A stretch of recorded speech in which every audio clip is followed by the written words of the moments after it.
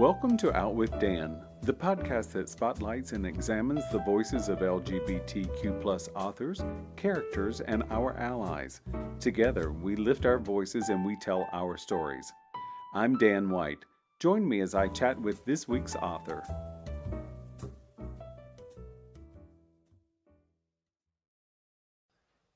Hello and welcome back to OutWithDan. Today, I'm excited to talk to James Magruder about No One is Looking at You. James is a playwright, an author, and a translator. His 3 French comedies won the Outstanding Literary Translation of the Year award, and he is a 6-time recipient of the Maryland State Arts Council Individual Artist Award. Welcome, James. Thanks for having me, Dan. Oh, it's my pleasure. So, give the audience an idea of where the inspiration for No One is Looking at You came from.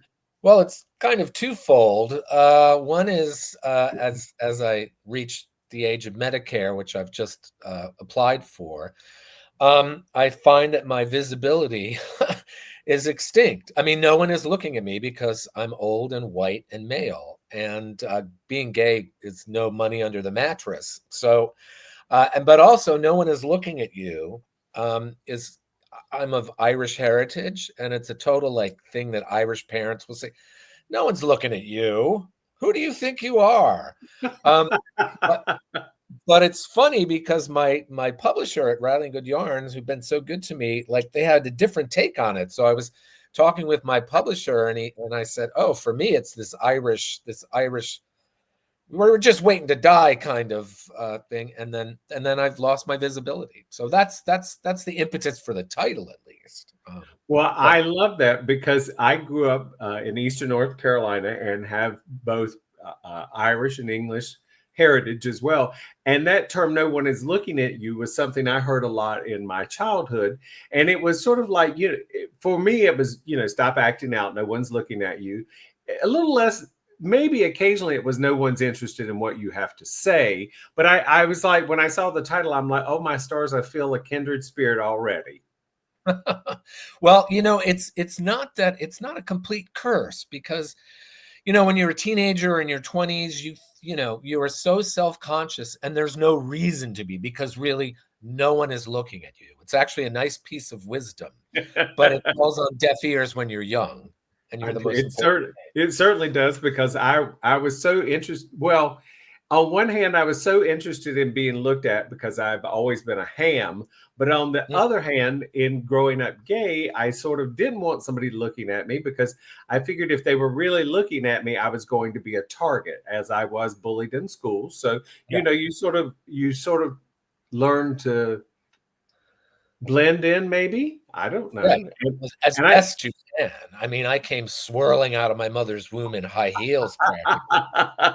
Yeah, you're still kind of the last one to figure it out. But I was very similar to that. I just thought that I was so naive. I thought, oh, well, I must blend in because I go to church, and I don't think anyone that ever knew me growing up has been surprised that I am gay. I mean, right. And that's all right, because as you say, at this age, we blend into the woodwork half the time, and I'm right. Still trying to fight against that as well.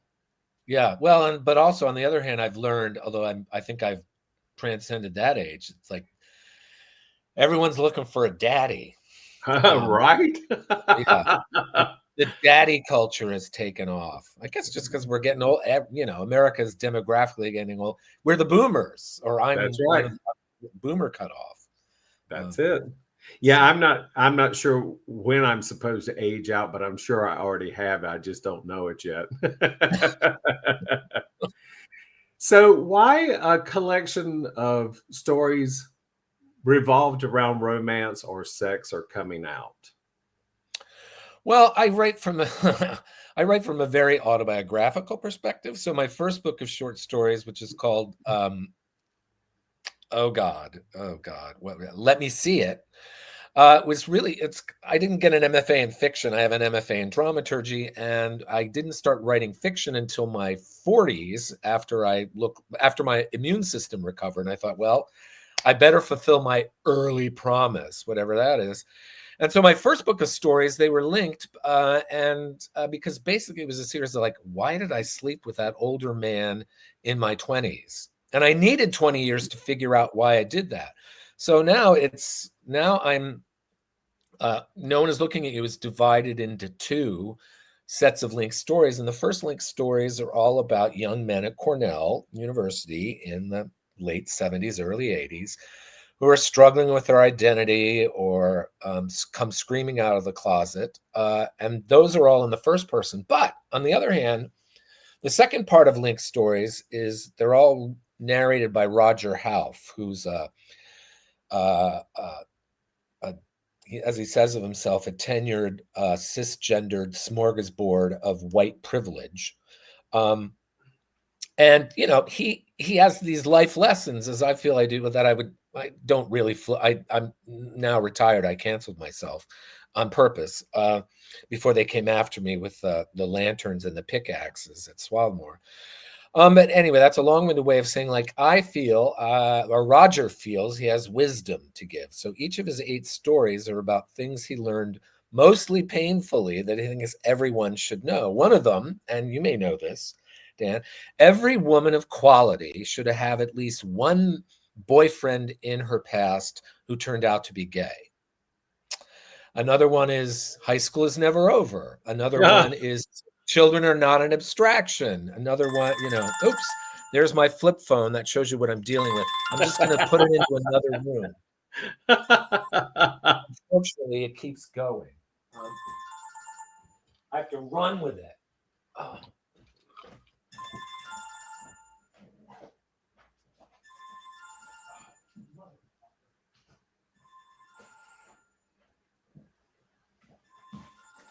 Well, I still hear, but maybe you won't.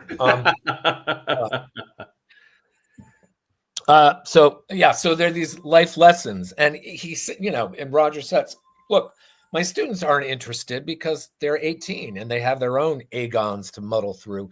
But you, the reader, might be interested about the time I crossed a country foolishly for love, because I think we've all done that. Haven't you done that, Dan? Fly across the country in an ocean.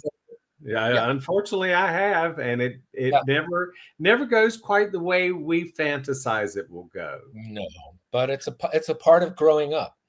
And it's, you know what, I've always come with the philosophy. I've been single the majority of my entire life, but I've always come with the philosophy that you'll never find love unless you try.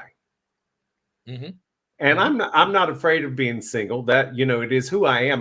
Matter of fact, the world probably would not be a good place if I were not single, because, I'm a pain in the butt. So, there you have it. Yeah, not for the faint-hearted, but I always, but I managed to really luck out with the man I've been with. It'll be 27 years, but I had to be beaten up in just the right way before that. And that's one of the stories is never marry a therapist. I had a therapist husband who kicked me out once my health got better, in sickness and in health. It was like, I can be with, anyway, I was like, read the book. But that first book of stories, I wanted to, I should have called My Fast Behind, because although I certainly, sex, my entire life and being partners is very essential, but it led to my HIV. But on the other hand, I've always been like monogamous. So that's like a weird setup. And Steve, that's my husband, we don't really understand our coupled friends who like have arrangements, or it just doesn't, we fortunately are stuck together, and happily so. We're never going to look outside the relationship. So in reading this, I'm always reminded, and this is a bit about my personality. I'm a bit of a puritanical person, but not. So I look at some of the things I've done, and I've been very busy in my life. Let's just put it that way. And I don't think anyone would look at my busyness and say, how could you even think you're puritanical? But yet at the same time, I'm internally such a romantic, but because it didn't come, I look for it in other places. And, that of course leads to lots of, fun things for me, Right. strange things Right. for other people. But so I, in reading some of the stories at the beginning of the book, what I remembered was some of the things that we have done, what we've done for love, those type of things, or what we assume is that definition of love, what we'll do to attain that. So Mhm. I was really struck by that, and I loved The Virgin No More. That just that just I was just like, it was something that in reading the book, I'm like, I know exactly what this is all about, but I love the fact that somebody did a second tag, No More. I just thought that was so magical. Yeah, and the thing is, when you're of my age, we grew up. We had Dancer from the Dance. We had The Lord Won't Mind and The Front Runner. That was all we had. We didn't have the internet. We didn't have, so we had to learn how to be gay by reading. And getting a little horrified when we saw Charles Nelson Riley on television or Truman Capote. But the breadcrumbs towards a gay identity were so scarce. You had to pick up every one of them and evaluate. And now it's like, alliances, junior high queer straight alliances. It's just Right? unbelievable and wonderful. But there's no closet anymore, No, or and there I shouldn't. think, well, there shouldn't be. And I think that, in sharing our history, people who are coming along today who are in the Gay Straight Alliance in middle and high school, they have no idea how we made our alliances because we had so few opportunities. And that was one of the Mhm. things that, in reading your short stories, that it reminded me once again of how very blessed we are, because we made communities where we could. I mean, there were gay bars and there was a lot of alcohol involved because Mhm. we had to live such closeted lives. And so we would go and we would imbibe and we would meet other people, or the coffee house culture didn't even exist. So, I mean, it wasn't Right, like you went to Starbucks and hung out and, looked for your next boyfriend or trick or whatever. But right, Starbucks did, I mean, it might have existed, but it didn't exist in my little world in Eastern North Carolina. That's for sure. right. Yeah. And yeah, I will say that things like Scruff and Grinder are cheaper because you don't have to buy all that alcohol. Oh, that is so true. And it's a Yeah. little more immediate. And I think, one of the things that, because there were so many things, because we are so similar in age, there were so many things that came up. And I thought, wow, because I know in one of the stories, one guy asked the other guy, oh, same story, the Virgin No More story. He Mhm. says over the phone, are you good looking? And I mean, I look in the mirror and I don't hate what I see, but I mean, if somebody said, are you good looking? Because of the way I was raised, I'd probably say, I'm just average or whatever. And I think looking back on some of those photos, I was damn good looking. But I didn't know how to sell it. When you're gay and growing up in the age we didn't learn to be proud of ourselves. There was no one to say it's okay to be proud, to peacock, to put yourself out there. Right, right. And if you have Irish parents, it's like, well, any kind of physical beauty I may have had, it was never remarked upon. And it's until like one time my mother said, well, you're not a 10 anymore, which I thought was really creepy. That she would even think that, say that was in the back of her mind. But maybe all mothers think they're queer boys or tens, but it was Maybe. right. Right. Yeah, I didn't know, and that's why I think, well, I might have capitalized on what charms I had, but I didn't know I had them. Um, Right. Right. Well, and I think we develop certain skills. They're skills for coping. They're skills with dealing with life. I mm, was always the class clown.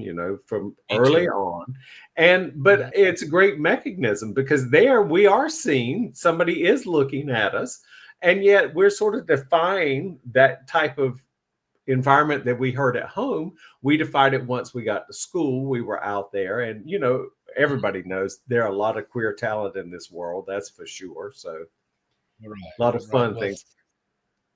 Well, the class clown position was. We also, I think, for me as a boy, we moved around a lot, so I always had to make new friends, and that was tough when you were, as gay as a picnic basket, even if you didn't know it. So, and if you're a Dips kid or an Army brat, that's part of the program. So you don't. But we moved too many times, and I just had to develop, a sharp wit and a gift for mimicry that would keep me from being a punching bag. And also was unkind of me because then I would pick on the people even lower on the food chain. So high school is never over. No, it's not, and I found the same discovery about myself, James, that in being the class clown and being witty, then I had to be careful as I grew older not to be a bully myself, because I was severely bullied in high school, especially. We never moved, but I managed to go to 6 different schools before I graduated high school. It Wow, was a because of bullying? And just because we had integration was the first 3 moves. Then my parents decided I should go to private school because I needed to be with people of my own color. So I went to one private school, then I went to another private school, and then I really lobbied hard to go back to public school for high school, because the last private school I was at were not going to offer any kind of foreign language. And I was like, I really knew that to get into a university, I needed some exposure to a foreign language. And I did. And I'm glad for the choice. But what I ended up doing was putting myself into a cesspool of bullies. And that was not fun for me. But it also, I look back on it and I think in a lot of ways it's made me a tougher nut to crack as an adult, because I'll do whatever it takes to protect myself. But I think that's a healthy thing. We all humans should know. I just think I learned it the hard way. Yeah, it's interesting you mentioned that about foreign language. Did you take what language did you take when you got to high school? So now I'm going to embarrass myself and say in the 3rd grade, I took French. But in high school, I took Spanish. I can maybe count to 10 in French. In college, I took German. And I will say that it's the biggest mistake I ever made in my life. I should have stayed with Spanish. But I actually had a college counselor who said, no one speaks Spanish. And I'm like, okay, three quarters of the Western Hemisphere speak Spanish. But this man told me no one did. And he said, oh, you should take German. I'm sure the German professor was giving them a kickback. Right. Well, I picked French over Spanish because it was definitely the queerer choice. I knew even, when I was applying to college, I'd never been there, but somehow I fantasized that New Orleans was this dream paradise of queerness. And it was and is, but I had no real hard evidence. So I applied to Tulane. I went to Cornell, clearly, but it was like I'm just gravitating. Maybe Truman Capote said on a late night show something about New Orleans. And as much as I sort of, he would always kick off my internalized homophobia as a teenager, just like Charles Nelson Riley and, Madam Waylon Flowers and Madam. It's like, oh my God, that's too much. That's too much. Everyone's going to know. Yeah. Well, there was one morning in creative writing class and this was, I was a junior in high school, and this girl who was sitting at my carrel said, you sound just like that guy on the who's on TV last night. And I said, who was that? She said, Truman Capote. Oh my God. Yeah, I couldn't pass. And, I didn't care if I passed. No. And mine was Jim Neighbors from Gomer Pyle, because the reruns were on every afternoon after school. And so we would watch that. And I think every time I saw Jim Neighbors come on television, I was petrified of him, because he was just too out there, even though for many years he fought internal homophobia as well as an actor. I mean, he had to hide it for years and years and years. And it's like, it's hard to imagine, that was our role models. I mean, we didn't have, had Tom Selleck been gay, that might have been a better role model, but he wasn't. So, it just didn't happen. Well, it's interesting about Jim Nabors because partly I never watched that show because it was about the army, which was way too macho for me. He didn't set off my buttons, but I remember there was that rumor circulating that he and Rock Hudson were secretly married. Do you remember that? I do, yes. Yep. Clearly they weren't, but that was like, oh, well, he can't be all bad if, he got married to a man. But True, and I will say one of Rock the, Hudson was so handsome. Oh my goodness. yes, So yes. did you But go were out they married? playing? I don't think, well, I did hear somewhere credible recently that they had been really good friends, but Mhm. Rock's agent put it into that. It's just like that can't happen. He's just too. Yeah. He's even though Jim Nabors had this incredible deep baritone voice, Yeah. but his he just couldn't hide himself, so to speak. So he was who he Uh-huh. was. I'm So gonna have to go to YouTube and I'm gonna have to go to YouTube and look at some of those Gomer Pyle things. I just thought he was like a sad sack and a twerp. He was. I think, though, I just recognized so much of myself in him.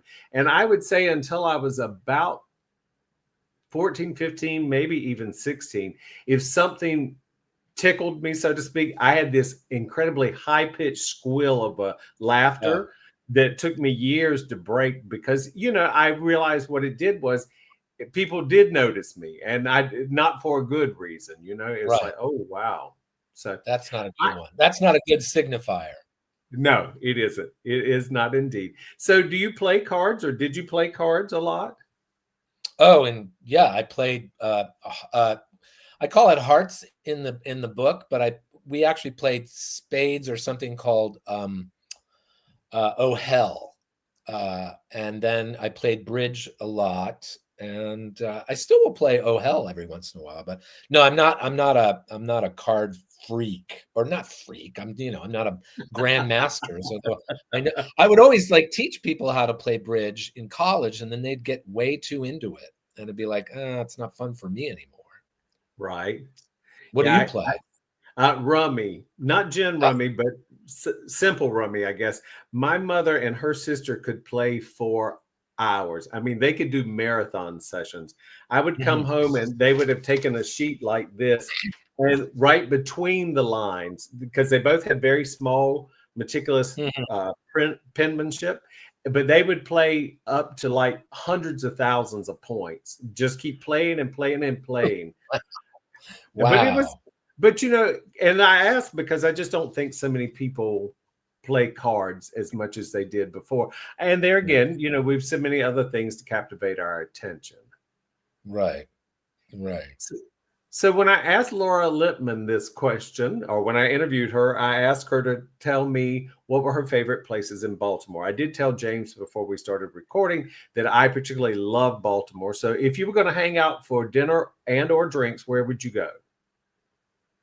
For dinner, I mean, because you want to have a crab cake, and everybody has their favorite place for crab cakes. And the one I like, or the one that we like, is called Coco's Pub. And they're expensive, those crab cakes. They're market price. But what I love about Coco's is that it's so completely integrated. It's like everybody goes there, and it's hard to find those places in Baltimore. And if I were to go for a drink, I would go to a place called Dutch Courage, Okay. which is and the term Dutch Courage, which maybe many of your listeners don't know what that is. It's like you take a drink for courage. It's like a stink drink before you have a dinner party to calm your nerves. So Dutch Courage, because I guess the Dutch were considered cowardly or whatever. So, but once they got drunk, so I would go to Dutch Courage and then Coco's. Perfect. Thank you for the recommendation. So again, the book is called No One Is Looking at You, and it's by James Magruder. James, thank you so much for joining me today. Thanks for having me. Thank you for joining me for this week's episode of Out with Dan. You can find more information about this podcast and its host at outwithdan.com, on Twitter at OutWithDan, and on Instagram and Facebook at Go Out with Dan. This podcast is hosted by Authors on the Air Global Radio Network, and the theme music is provided by bensound.com. Join us again soon for the next episode of Out with Dan.